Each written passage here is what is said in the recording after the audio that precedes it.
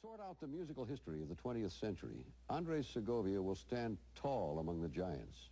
Single-handedly, he gave birth to the music of the classical guitar.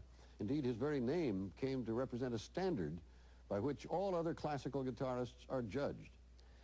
Well, as it happens, I had been a student of classical guitar 20-some years ago, and just a few months ago suggested that we profile Andres Segovia. We contacted him, and as you're going to see, he couldn't have been more enthusiastic. In February, on his invitation, I flew to Madrid to see him. What follows then is our farewell to the master.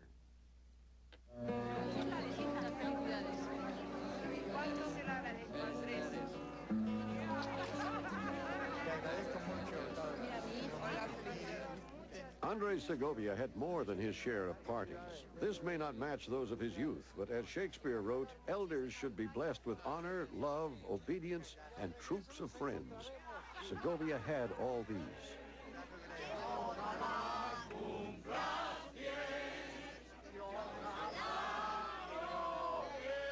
This celebration was last February, his 94th birthday, at a restaurant near his home in Madrid. Old friends and new, plus associates from the music world, joined his wife and 17-year-old son, yes, he's just 17, to wish the maestro well.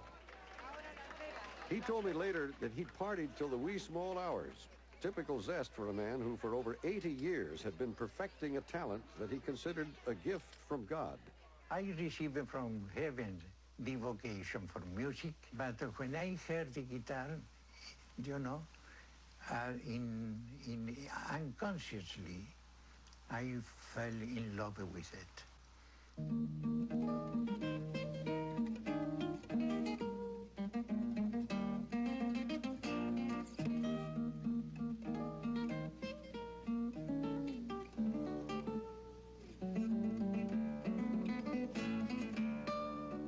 Segovia was more than the most famous player ever of the classical guitar.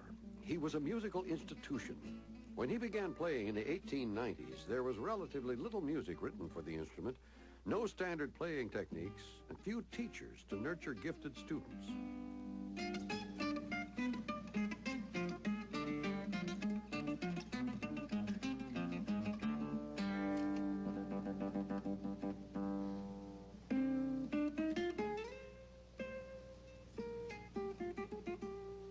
Now, within sight of the 1990s, Segovia could look back on generations of disciples who are building their own careers thanks to his. American guitarist Christopher Parkening. Segovia has single-handedly brought the guitar to a position of being a major concert classical instrument. Prior to Segovia, the guitar was not recognized as such, and he is really to the guitar what Paganini was to the violin or Liszt to the piano. The legend of Andres Segovia casts an imposing shadow in Spain's southern province of Andalusia, where he was born in 1893. His earliest memories were of music, of being 5 or 6, fascinated by an old beggar strumming a guitar. The poor man, looking at me, how I was listening to him. He said, "Do you like to learn?" And my uncle smiled and said, "Yes." An uncle and aunt raised Segovia, and when he was 10, the family settled in the cultural center of Granada. From his bedroom window, he could see the medieval fortress of the Moors, the Alhambra, and could listen to street musicians playing flamenco. The guitar was the instrument of the common people, not meant for concert halls. His family would have preferred young Andres to take up a more respectable instrument, the violin or piano perhaps. But Segovia was already won over by the guitar. Segovia's instincts told him that to make beautiful sounds, he needed a finely crafted instrument. He saved, borrowed, and got his guitar. Segovia gave his first public concert here in Granada in 1909. He was 16 years old at the time, but with the determination and optimism that was typical of Andalusians, he decided then and there to become, as he said, the apostle of the guitar. When Segovia played in Madrid in 1912, one critic said that God would punish him for daring to bring the lowly guitar into concert halls. But what genius has ever been deterred by critics? Over the next 15 years, Segovia triumphed. He toured throughout Spain, Europe, and South America, and in 1928 performed at New York's Town Hall. Now composers felt encouraged to write for the guitar and for the man who had developed such a distinctive sound. Most guitarists play just with the nails of their right hand, and they get somewhat a thin, or it's sometimes called a metallic or tinny sound, which is something like this. But Segovia's great sound is warmer, and it involves a combination of nail and finger tip, and he slices or angles his right hand through the string, which gives the sound a warmer, or sweeter sound.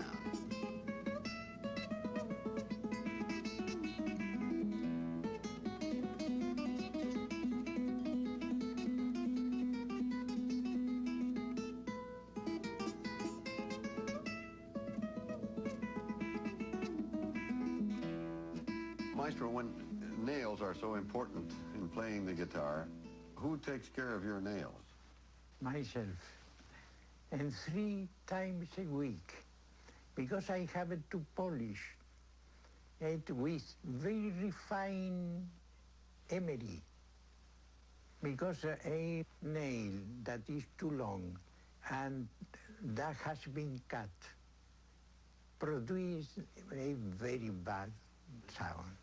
Just as Segovia was coming into his own, so too were the tools to spread his gospel. Sound recordings, radio, films, and beginning in the 1950s, television, including American prime time. My father had seen Segovia on the Ed Sullivan Show and enjoyed his performance, and so at one point he saw a Segovia record in the bargain bin at Woolworth's, and he picked it up and brought it home, and I went nuts. I couldn't believe it. Mary Akerman is a doctoral candidate in music. She's one of 12 gifted students selected to study with the maestro at a University of Southern California master class. The classes were part of a Segovia celebration last summer, a chance for a select few to spend 20 minutes a day for 8 days under the stern and watchful eye and ear of the maestro. But not here, because I am measuring and you anticipate always.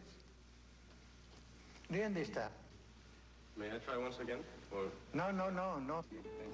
Don't be angry. Segovia always said to teach is to learn twice. And for most of his career, he scheduled these short, intense sessions for gifted pupils. This one was in Spain in 1965. If you want to find out about a particular way that he's producing a sound, you need to literally watch him demonstrate that section of the piece. No te va a picar, porque suprimir eso, para que todo... It was a terrifying experience to be one of 9 chosen from all over the world, and to have him look through his rather thick glasses and single you out to perform next for him.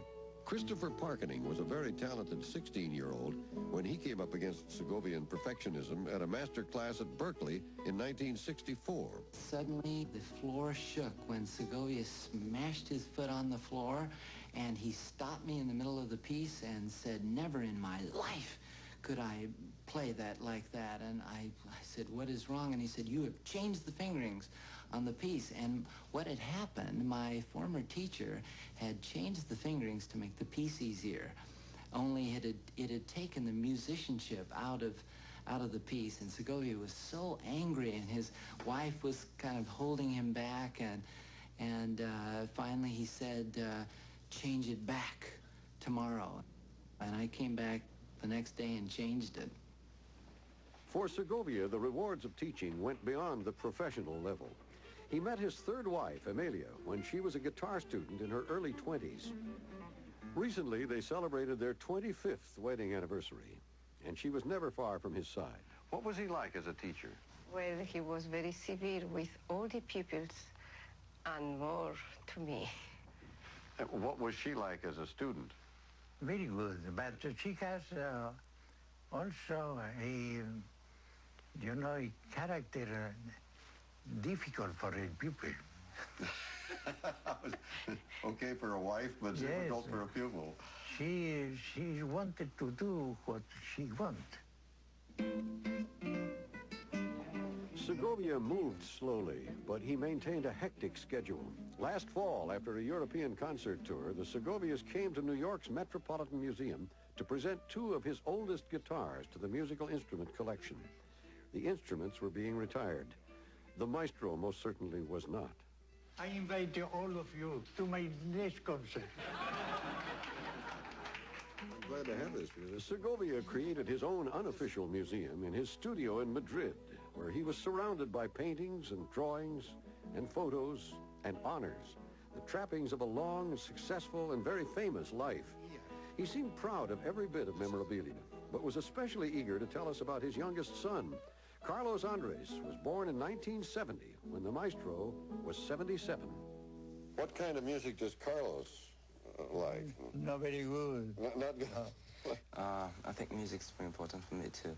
Well, not the sort of music my father plays. Well, not really classical music. What kind of music do you like?